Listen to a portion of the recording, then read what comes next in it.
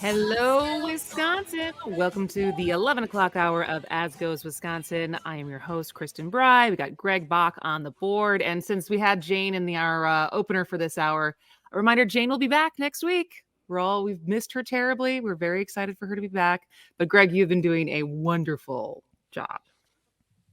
Stop it.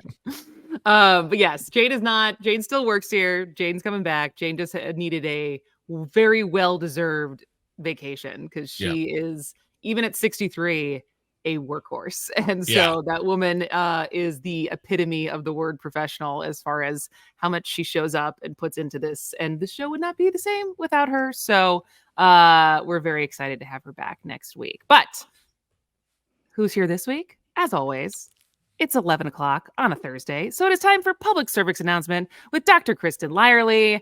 Doctor, how are you doing? I'm so excited. We've got so many great things to talk about today. We do. So we have some questions that came in last week that we did not have time to answer. So we're going to get to those. If you have any questions that you want us to answer, text them in now so we can make sure to try to make time to answer them because we only have 2 segments today. So the doctor will be here until 11:30, but 844-967-2789. Any of your health questions that you anonymously, if you want to text in, if you want to call in and just have Greg repeat the question or come on air with us, it's totally up to you. 844-96-party. But I have my own, I guess, kind of just general question. But I went to a physical therapist this week because some of the advice as when you're pregnant, as you probably know, lots of people give lots of advice as far as what worked for them. And this is from everything from being pregnant, recovering from pregnancy, all of the things. And one of the pieces of advice I got was do not skimp on physical therapy. And in America, we're not always great at taking care of women after they give birth. And one of those things having to do with your pelvic floor.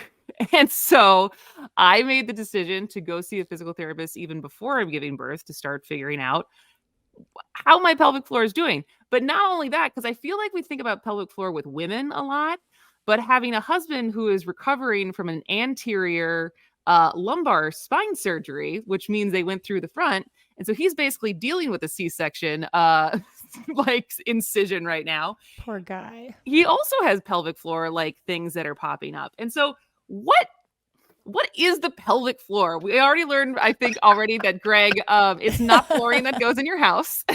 Whatever. I'm just working on an endorsement from Blifford. That's all I want. So what is the importance? Yeah. We'll get to Greg's pelvic floor later, but we all, men and women, have a pelvic floor. It's really just the muscles that hold up your bladder, and women, your uterus, your bowel. And it's a complicated network of muscles. It's so complicated that when I was in medical school, the first thing that you do as a first-year medical student is you have a class called gross anatomy, and you literally gross anatomy? Anatomy. Mm-hmm. Yes. GROSS or GROWTH? GROSS, like okay. Everything. It means everything. We do like a general survey, and we literally like dissect a cadaver. People donate their bodies to science, and we take our time and we learn by dissecting bit by bit. But we don't do the pelvis because the pelvis is so hard and so complicated that you have to take actually an extra class. Unless it's changed in the 20 years since I've gone to medical school, the pelvis is just a really hard place. And it's hard for us to understand. It's hard for us to talk about because, it's got a lot of organs that are difficult for us to talk about in a social way. Mm-hmm. But it has a huge impact on lots of different parts of our lives, like constipation, urinary problems, pain for men and women. If we don't have a strong, appropriately functioning pelvic floor, it can cause tons of common problems. And so it's different than your abs. Mm-hmm. Like your abs sit on top of your pelvic floor. Is that basically visually how you should think about it? Yes. I mean, where your belly button is. Yes. Those are... Well, not anymore. I don't really have a belly button these days, but go on. You know where your belly button is usually located?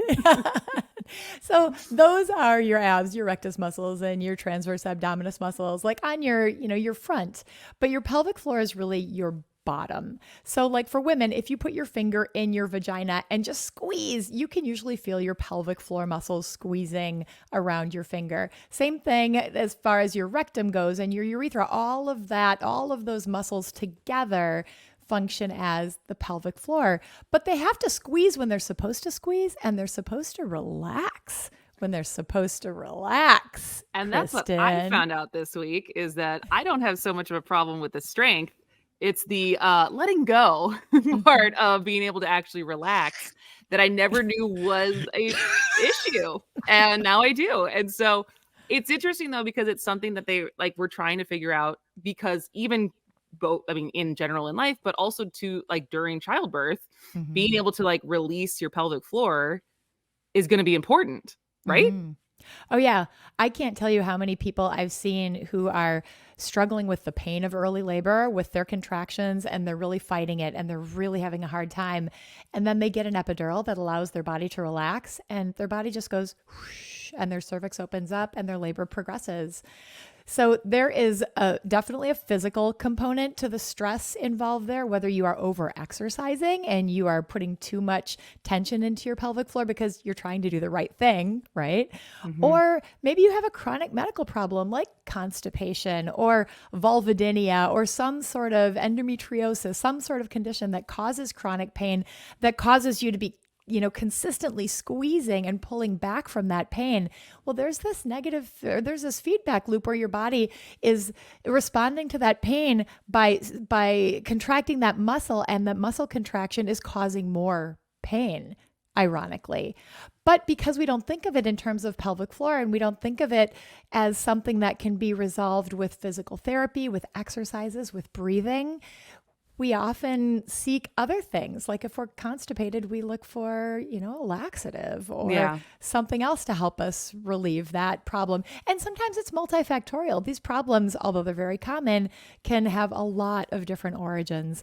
It's really great for me as an OBGYN doctor to know that you are seeking help from a pelvic floor physical therapist, because this is such an underutilized resource and so, so important for so many of us. And I really didn't, and until someone suggested it to me, it was not something that was like an obvious, versus I've heard in Europe, it is a very obvious thing that is like prescribed to everyone, instead of you having to take the burden on yourself to seek it out and ask for it. Well, think of conventional medicine. You go to the doctor and your doctor's like, I don't know, what do you need? Surgery, medicine, or a referral to physical therapy. And the physical therapy referral is the hard thing, because you have to actually put time and effort into it, and you have to do your breathing exercises, and you have to practice those relaxation techniques. And it seems very like earthy and not like real medicine, but it is. It all fits together. So maybe there is a medicine that you have to take, or maybe there is a surgery that you need, but the physical therapy component is just as important as those other pieces. And so does it seem, as I said, like I feel like when I've heard about pelvic floor stuff, I've heard about it in context with childbirth, postpartum, women after they give birth, the stories of like peeing your pants a little bit every time you do a jumping jack or stuff like that. But like, it's also the same thing for men. And so how does it differ when we're talking about men, whether it's with the surgery or in general of like a pelvic floor that's weak or a pelvic floor that can't relax? It doesn't really differ. I mean, obviously our anatomy is different, and, they don't go through the process of childbirth, but they still, and I am not a man, I do not take care of male patients. So to be very clear, but they still have issues with constipation and urinary problems. I mean, prostate issues are very common in men, especially as they age. If they're having pain or difficulty with urination, they may be clenching their pelvic floor, and that may be leading to a very similar problem that you're dealing with right now. And so that's a suggestion of also physical therapy, starting place. Yeah, physical therapy, massage, relaxation, breathing. I mean, so many different things that, again, we don't think about that because it doesn't fit into our vision of what doctors provide, what medicine is, but really it all goes together. We are holistic beings that require a lot of different types of inputs. But first, we need a good diagnosis. Yeah. And it's brilliant that you went to the physical therapist while you're still pregnant. I wish everyone had the ability to do that, because then like, I'm going into this really important event in my life where I really need to understand what's happening with my pelvic floor. And then afterwards, you'll have made that contact before. And if you're having issues and you're looking for ideas about what can I do to strengthen my pelvic floor, you already have a strong pelvic floor. Do you need to do Kegels? No, you should not do Kegels, but maybe somebody who's having urinary leaking, maybe Kegels are the right solution for them. The only way that you know what the right solution is by talking with an expert, getting that evaluation, figuring out what the problem is, and then getting a treatment plan set up for yourself. And I will say, so I got to have like an evaluation, and there's this thing with like a flower. Have you seen this before? No. Basically, it's like in your ability to like do a Kegel and like tighten up or relax. And if you could tighten up, the flower closes, and then but you need to be able to relax for the flower to actually open again. I did not have many blooming flowers. And so that was my takeaway from my physical therapist. And so I am very happy I went. And I think it is something that's good to talk about, because I certainly, had I not had someone recommend it to me, I mean, I don't think I would have thought about it at all. And now I have the opportunity I'm going to go in again, and we're going to try to find like different positions where I'm better at relaxing to like take that information into trying to have this baby instead of just relying on an epidural. But I'm no hero. I probably will be having an epidural. Let's be honest. We have to allow your pelvic floor to bloom and not just be a bud. Exactly.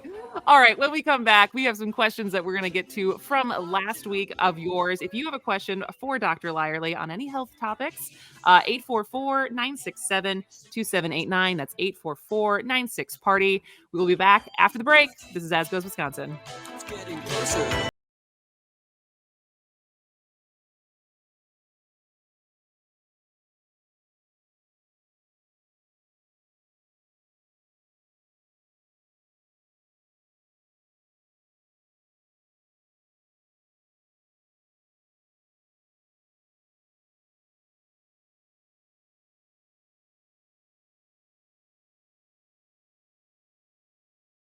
And it is Thursday at 11:20. So Dr. Kristin Lyerly is still here for our segment, Public Cervix Announcement, where we take, a lot of my questions about pregnancy, but also women's health, but also health in general.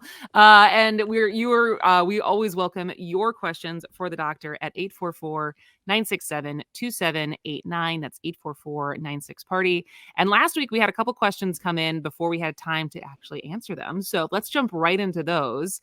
And the first one is there any correlation between getting COVID and very, very shortly after getting shingles? That is a really good question. And it seems like there is, especially in older people. We know older people, like older than 50, are more likely to develop shingles. So there was a study done in 2022 that showed that people 50 or older with COVID had a 15% higher risk of developing shingles. And there was another study that showed that people with severe COVID, like in the hospital, had a double the risk, so twice as high of a risk of developing shingles.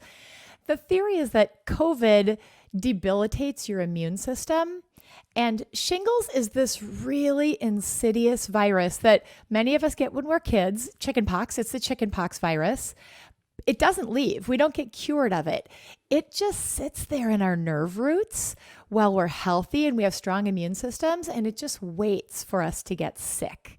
And at that point when our immune system is vulnerable, it's like, now's a good time. And it just busts out one of those nerve roots and creates this horrible shingles disease. So that's what the basis is. COVID weakens your immune system and just gives that other virus an opportunity to strike. So if I'm going to hear any right, so basically if you've had chickenpox, which people our age definitely did, younger people now that since the vaccine have twice. You've had it. Wait, what? You had chickenpox twice? I got chickenpox twice when I was little. Is that normal? Yeah. I mean, not normal, but it happens. Is Greg normal? Is that your superhero origin story? Yeah, because my superhero life's really panning out for me right now.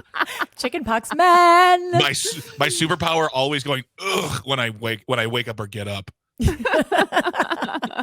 And because once you get shingle, like that's the thing. So you get shingles, or you kind of always have it and it just flares up.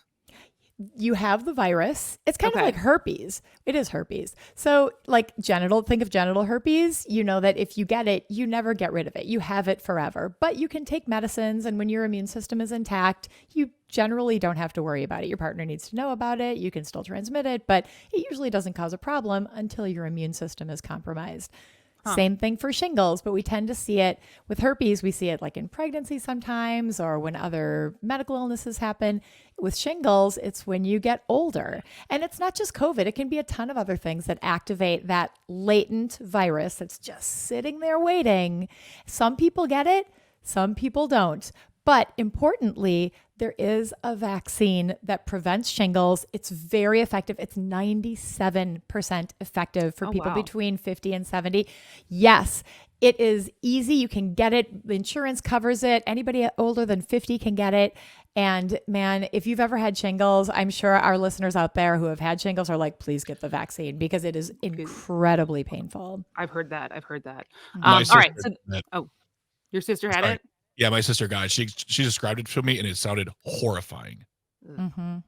All right. Well, on that note, our next question was, do you have any tips for dealing with perimenopause and hormone imbalances? Yes, I do. What is perimenopause? What is that? How is that different than menopause? It is the process. So the perimenopause it means like the time around menopause. Menopause is defined as 1 year after your last menstrual period. So you don't actually know that you're in menopause until it's been a year since you've had a period. And it's a lot trickier to diagnose if you don't have a uterus, because then you're not having periods, or if you're taking medicine that prevents you from having periods. So it can be kind of a tricky diagnosis to figure out exactly when you went through menopause. But perimenopause is that time that starts in like your, mid 40s or so, goes to about your mid 50s. And women experience a lot of changes as our hormones are just changing. Sometimes they're failing. Sometimes there's too much. We can have hot flashes. That's one of the most common symptoms. Vaginal dryness is a common symptom. Night sweats. You may be great one day and not so good the next. Your energy can fluctuate. You can be depressed. There are so many different ways that perimenopause can manifest in women. And that's why it's really important to talk with your healthcare provider about what your symptoms are, so that we can direct the treatment to solve your particular problems. Also taking into account, what are your risks? Like, for example, if you are at risk for osteoporosis, many of us are, maybe if we have low BMIs, if we are smokers, if we're heavy alcohol users, if we have a family history, previous fractures, then maybe we need to think more strongly about, are you a candidate for hormone therapy, or is there a different kind of osteoporosis treatment? The perimenopausal, the period that we go through, there's so many different things that can happen. So it's really critical that women talk with their providers about what are their risk factors, what are the symptoms that they're experiencing, and what are the options for me personally. Good to know. Mm-hmm. All right, Greg, do we have time? You said there was a caller who had a message to relay? It was Tom from the contest before. He's a listener. He loves the show, and he says that he loves this segment. He loves listening to you talk about what you talk about. He learns, and he wishes it was an hour long. Well, maybe we'll have to consider that to be an option. All right. Thank you, Tom, for that message. Thank you, Dr. Lyerly, for being here. As always, we will see you next week. We'll see if I have any more pregnancy questions, because we'll be at the 2-week countdown. But have a great weekend. I'm sure you will. I can't wait. I'm so excited for you. 3 weeks, baby. All right. Thank you so much. When we come back, JR Radcliffe is here with a sports update. Don't go anywhere. This is As Goes Wisconsin. If they're supposed to run past the line or whatever, I hope they do that too. Sports, go sports.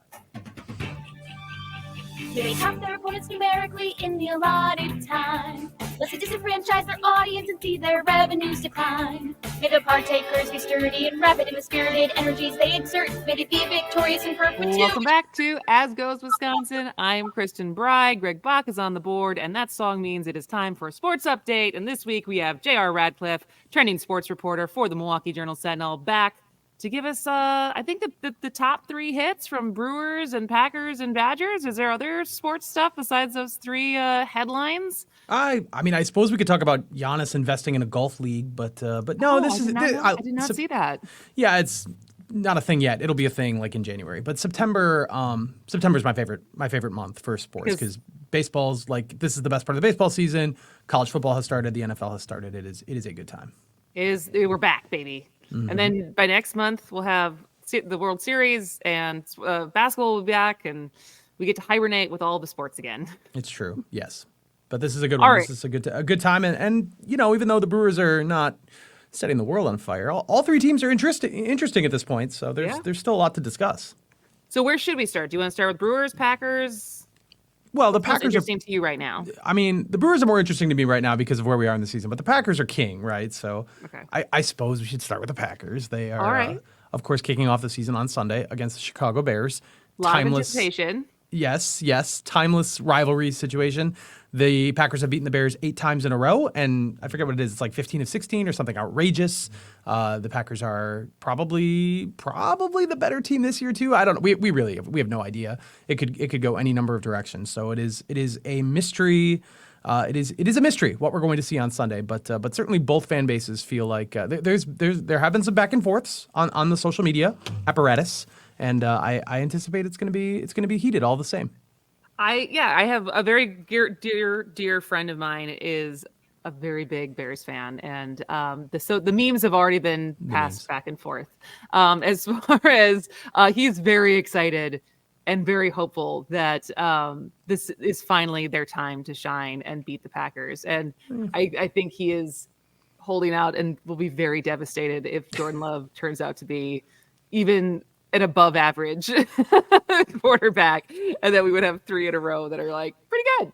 Yeah. But you wrote an article this week kind of summarizing what the folks are saying, what the national writers are saying about the Packers, and what kind of thesis have you collected as far as what, not that anyone has a crystal ball, but what are the people in the national news saying about our Packers? I think there's more support for the Packers making the playoffs than I would have thought. Some of the websites I visited, kind of close to half or more than half, thought the Packers would be a playoff team. Not very many people think they're going to win the division, but that makes sense. That's fair. The Lions are probably the team that you would look at as the division favorite, but there's just, and we've said this before on this show, like the division just isn't very good. The Lions are interesting for sure, and this could be a leap forward for them, but it still requires them to take another step forward that we haven't necessarily seen yet. They're certainly positioned to do it, but I don't know. They've got a lot of young guys, a lot of moving pieces there too. The Vikings, I think, are taking a step back, and the Bears are kind of still bad. And the Packers are in a transition phase. So it's really hard to pinpoint which team is going to really rise up and win a bunch of games in this division and maybe win the division or even get to the playoffs. I think seeing a lot of people picking the Packers at around 9-8, that feels right to me. You know, maybe all the stars align. They have a light schedule. Maybe they do end up winning 10 games. Everything clicks. And maybe they don't quite hit that mark. And I still think that would be okay if they won 7 or 8 games. But yeah, I guess I think the national there isn't a consensus, but I think the feeling is this team could be a playoff team. That's just where the division stands. I don't think a lot of people think Jordan Love is going to be a failure. I think most people assume he will be at least an average quarterback, and that's I think a reasonable thing to say with Matt LaFleur's system. I think it's really likely that he is at least an average quarterback. Well, that's encouraging. That's what we like to hear, as far as like, it's not, I do like that you said the Bears are still gonna be bad, and everything that rang through my head was the Bears still suck. Oh, they're terrible. Mm-hmm. Yeah, Justin Fields ain't it. I mean, the Bears fans really want that to be true, and there's just really no evidence to suggest that Justin Fields is going to be an elite caliber NFL quarterback. It's just not there, and they don't have a lot of other players that are really that scary. They've got a receiver, DJ Moore, who could cause some problems for the Packers. But their defense is pretty bad, has been bad the last couple of years. I know we think of the Monsters of the Midway, we think of them as having a good defense, but not lately. The Packers should beat them, honestly. Now, the Packers might be without their 2 best receivers. Christian Watson and Romeo Doubs both had hamstring issues and didn't practice Wednesday, so that's concerning. That's something you got to think about. I mean, it's already such a young receiving core. Without those 2 guys, I honestly don't even know who would catch all the passes. I really don't know, but the Packers should still be better than the Bears, so it should be interesting. That will be it'll be a fun game to watch. All right, so moving on to where, like you said, the Brewers and where we are in the season. After a couple really good games last week, I guess except for Sunday, and then this week we're not looking as good against Pittsburgh, which has not been as fun to watch. But how are you feeling? What are the thoughts as far as where we're at with the Brewers season? So the Brewers are in danger of losing the NL Central at this point. The Chicago Cubs have been white hot, have been for a long time. The Brewers had a winning streak too, which kind of held some of that off, but now the Brewers have kind of gone back more to their normal sort of midpoint, and the Cubs just keep winning. The Cubs are mashing the ball. Their pitching has really rounded into form. I think the Brewers are going to lose the division. I think the Cubs will catch them, bypass them. As we sit now, it's a 1.5 game lead for the Brewers. It had been as many as 5 games, but the Cubs have kind of stormed back. The Cubs play on Thursday. The Brewers don't. It could be 1 game going into this series in New York against the Yankees for the Brewers. The Cubs have a little bit of a tougher schedule going forward, and the 2 teams meet at the end of the year for 3 games at American Family Field, and that could very well decide the division. Now, if they don't win the division, it really isn't the end of the world. They're going to the playoffs. It's going to take a monumental collapse to miss the playoffs. So there's 23 games left. Even if the Brewers were a bad team, which of course they're not, they could easily win, more than half. Like, we're in that part of the season where it's a little bit more random going forward. There isn't a lot of prediction of how a 23 game sample goes. So the Brewers have gotten themselves to this point in first place in great shape. The wild card is going to be something they can at least get, if not the division. For me, it would be nice, and selfishly, because I'd like to see them at home and cover the games in the first round. Yeah. They would have to either win their division or get the top wild card spot. Right now, Philadelphia and the Brewers are tied for that. Brewers did get that tiebreaker with Philadelphia by winning that series that you alluded to, winning 2 or 3. So the Brewers are in still okay shape there. If they don't get one of those 2 spots, they'll have to go on the road, but they're going to get one of those spots if not one of these first 2. They're going to the playoffs. I'm fairly confident there. The division is another story. I'm not sure they're going to get it, but it's not like the end all be all prize either. It's the same thing that the top wildcard team gets. They get to host a first round best of 3 series. That's the best they could get there. So that's just where we're headed. Is there anything in particular that you're seeing that they're doing differently or need to do differently to secure what spot they have?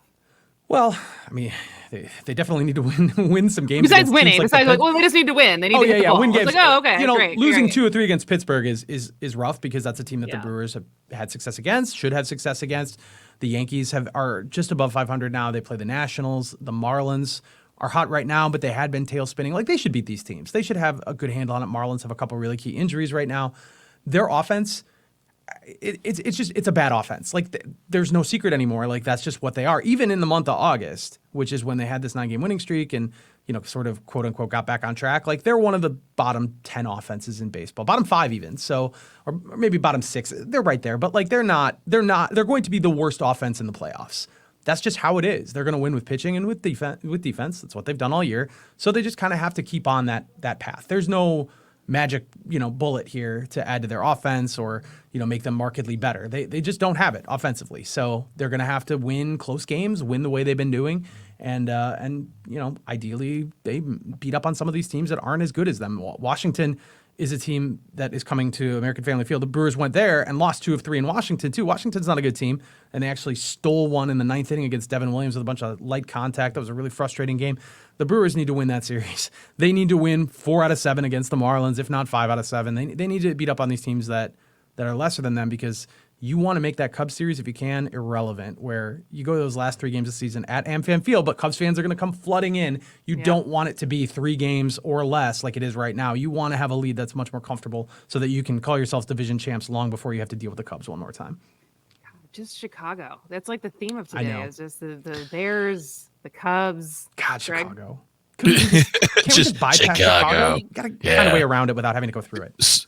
I have a question real quick. I feel like with the Brewers, it's always about defense. We're not a famously offensive team. I don't know if that's historically it's not the first thing true. we think of. It's not the first thing we think of. Our pitching is always really well lauded.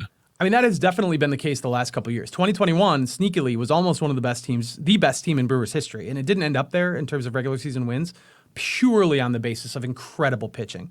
That has definitely been the case since 2018. maybe 2019, but since then. But 2018 is the reverse. 2018, when they went to the NLCS, they had Christian Yelich playing at an unbelievable level. Their offense was mashing. Their pitching staff was Yoli Chacin, Wade Miley, and a couple guys you probably forgot about. Like there wasn't, they had a good bullpen, but there wasn't really a true starting core. So they've actually inverted, I would say, from that team, from the 17, 18, even maybe the 19 team to where they are now, which is they've got 3 ace pitchers, 2 pretty good ones after that, or at least 1 pretty good one after that, really good bullpen and good defense. This is the best defense they've had in a long time, just pure, like, across the diamond. Particularly Willy Adames and Bryce Terang are really special in the middle. Like, this is about as good as it gets for them. All right, and then our last topic for the day, because I feel like the Badgers played. Mm-hmm. They won. Mm-hmm. New coach, new players, new system. But I feel like the only headline that really came out of that game was the speaker system was really loud. It was loud. Out of everything new that people were anticipating, it was like, oh, that was awful. Like, we couldn't even talk to each other. Todd Elba did a whole hour on it on his show. And so besides the sound system, what were your takeaways from the first Badger football game?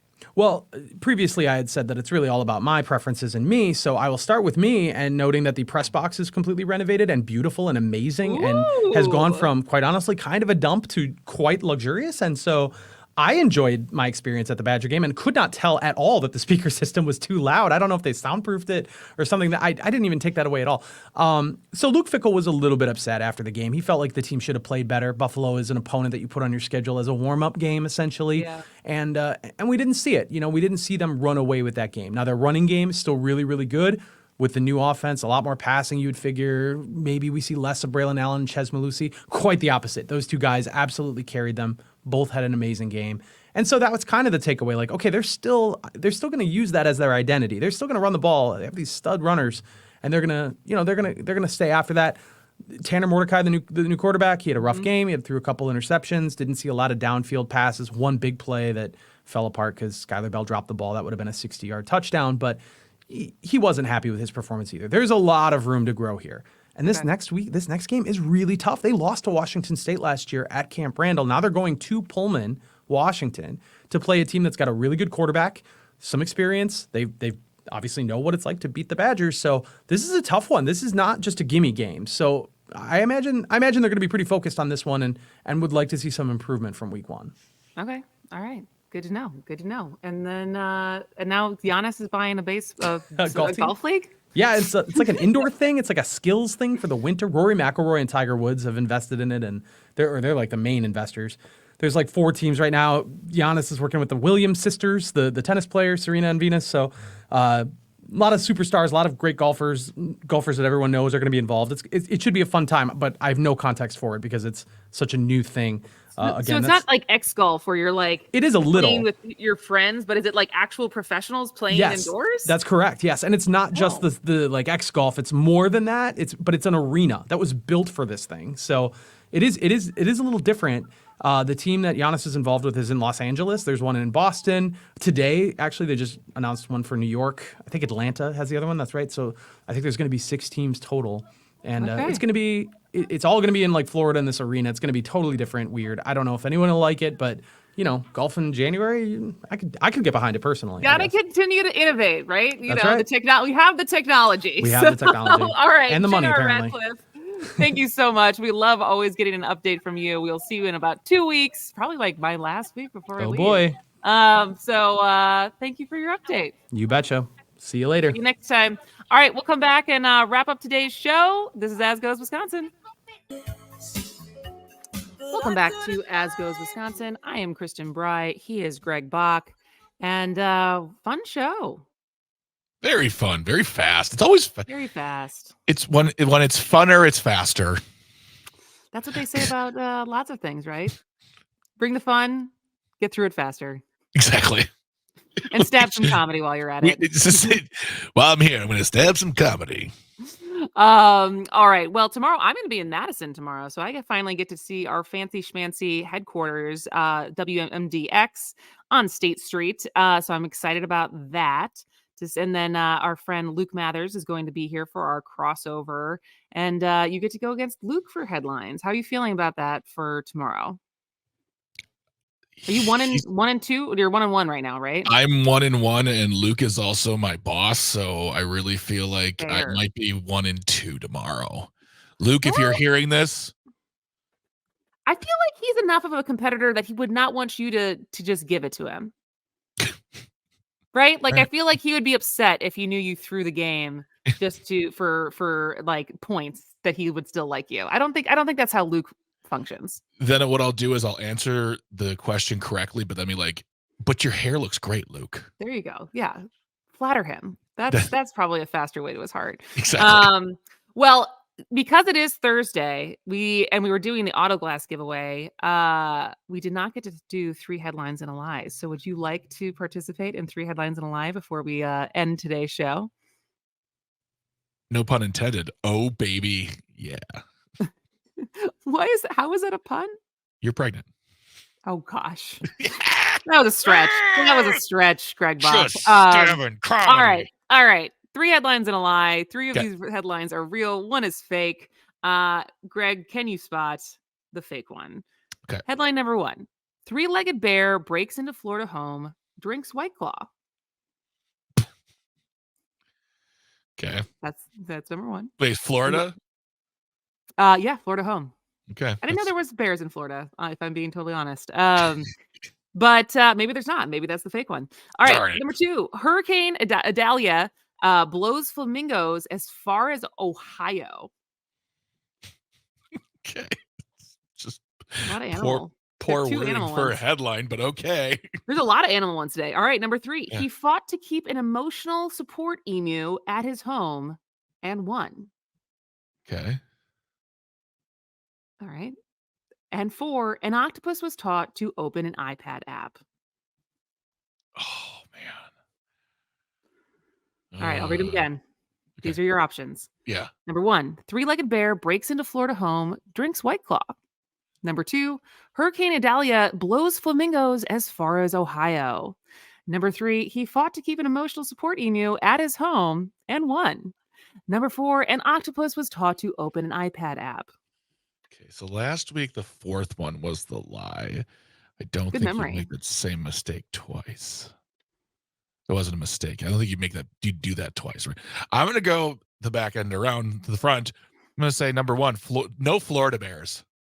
That is not true. It is true. I mean, sorry, you were wrong. This is a true headline. Wow, A 3-legged thanks. bear known as Tripod. His name is Tripod, by the way.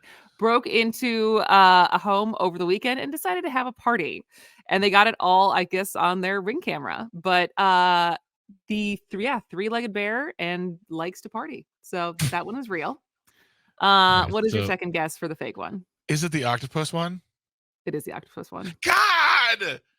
Oh! Although I bet an octopus could open an iPad Yeah, app. that's just- I don't feel like that seems like a stretch versus a hurricane blowing flamingos to Ohio feels like those poor flamingos. How did they live to tell about it? I mean, if I could put my phone in my pocket and it can advance my audiobook 9 chapters ahead without doing anything, an octopus can open up an iPad app. Absolutely. But yeah, flamingos have been spotted in the Midwest and eastern parts of the U.S. after being blown in by a storm.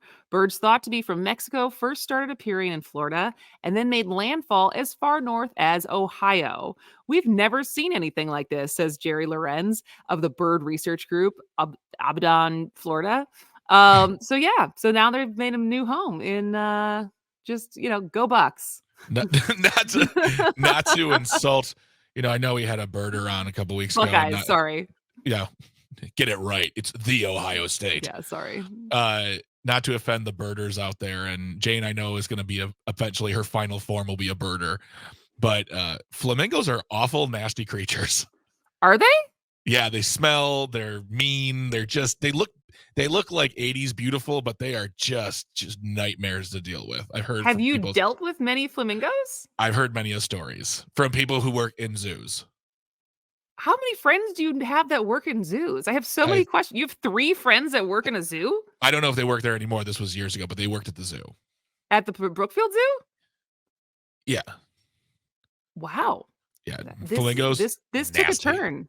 Yeah. My only experience with flamingos was on our honeymoon. We went to like a flamingo island where they're just like walking around and they seemed fine. You can feed them. I didn't get bit. Did Seemed you fine. feed them? I did. Did they smell? No. That's weird. Okay. I don't know. Maybe it's when they're in the zoo that they're protesting. They're protesting their captivity. I won't take a shower, and you won't let me stab comedy. All right. Then finally, he fought to keep an emotional support emu at his home and won. Nicholas Olenek waged a months-long legal battle to keep Nimbus to help him with his depression, but his victory was bittersweet. So this is from Washington Post. We'll put all of these in today's show notes if you would like to get the story behind the story, but there is no story behind an octopus opening an iPad yet. Yeah, I'm sure someone's working on it. I knew the emotional support animal one was absolutely true. Why? Because that's just, I mean, you hear that story every few months now. Emotional support peacock on a plane, emotional support. Do you know that? An emu named Nimbus. That just sounds like that sounds like the name of a Wes Anderson movie. Yeah, exactly. All right. Well, we have to wrap up today's show. Thank you to everyone who called. Thank you to everyone who was here and texting and listening. Thank you to JR Radcliffe for our sports update, Dr. Kristin Lyerly with our public cervix announcement, and Trygve Olsen for giving his thoughts on what the hell is going on with our Wisconsin Republican Party, of which he used to be an integral part of. And so all three of those guests will be back either next week, 2 weeks, sometime soon. Thank you for being part of the show. We will be back tomorrow at 10 a.m. This has been As Goes Wisconsin.